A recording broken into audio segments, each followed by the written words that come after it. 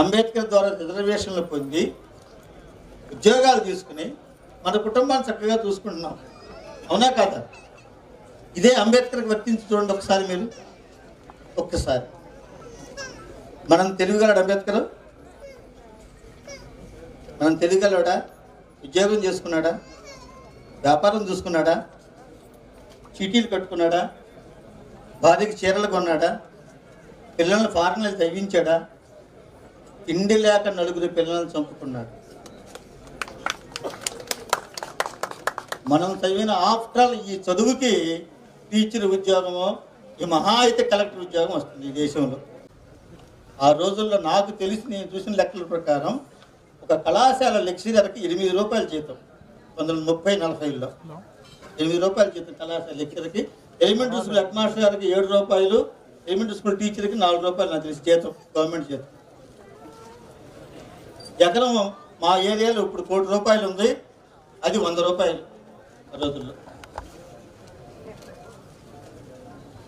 అంబేద్కర్ అంత చదువు చదివి ఈ దేశంలో అడిగితే ఏ ఉద్యోగం ఇవ్వరు ఆయనకి, ఏ ఉద్యోగం రాదు. అందుకనే ఇంగ్లాండు, అమెరికా సంబంధించిన కంపెనీలు, ప్రభుత్వాలు ఆయనకి అర్జీ పెట్టుకున్నాయి. అయ్యా మీరు మా దేశం వచ్చి ఉద్యోగం చేయండి, మీకు ₹1,00,000 ఇస్తామన్నారు ఆ రోజులు. మనకంటే చాలా తిరుగు తక్కువండి అంబేద్కర్. అది అనుకుంటాను నేను. మనం కొద్ది చదివే ఉద్యోగాలు చేసుకునే, సంసారాలు తీసుకుంటున్నామే, మన స్వార్థం మనం చూసుకుంటున్నామే, ఇతర సమాజాన్ని పట్టించుకోవట్లేదే, మన వాళ్ళని మనమే పట్టించుకోవటం లేదే. అసలు మనకు తిట్టే హక్కు ఎక్కడుంది? ఉన్నామే. అంత చదువు చదివి అన్ని ఉద్యోగాలు పొందగలిగిన అంబేద్కర్ మన కోసం ఎందుకు ఉద్యోగం మానేశాడు అని చెప్పి మేము ప్రశ్నించుకోండి.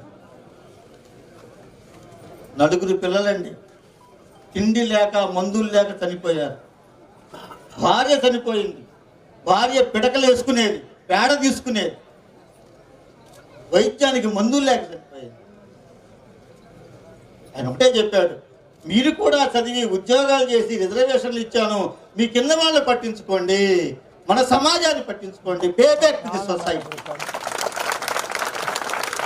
మీరంతా నన్ను తిట్టుకున్నా సరే మాట్లాడుతున్నాను. ఈ రోజున మనం తినే ప్రతి మెతుకు మీద ఆ 5 ప్రాణాలు ఉన్నాయి, వాళ్ళ కన్నీళ్ళు ఉన్నాయి. మన సమాజానికి ఉపయోగపడకపోతే అంబేద్కర్కి ద్రోహం చేసినట్టు 100 ఏళ్ళైనా మన పాపం మనకు పోదు. ఆ 4 పిల్లలు మనల్ని శపిస్తారు. మన కోసం అంత చదువు చదివి ఉద్యోగం చేయకుండా, డబ్బులు సంపాదించకుండా త్యాగం చేశాడు. త్యాగం చేయటం బుద్ధుడి యొక్క గొప్పతనం. రాజ్యాన్ని, భార్యని, బిడ్డల్ని అందరం త్యాగం చేశాడు ఆయన, రాజరికాన్ని. అంబేద్కర్ కూడా మొత్తాన్ని త్యాగం చేశాడు. అందుకనే ఆయన బుద్ధుడితో సమానమయ్యాడు అని చెప్పి ప్రపంచం కీర్తించాడు.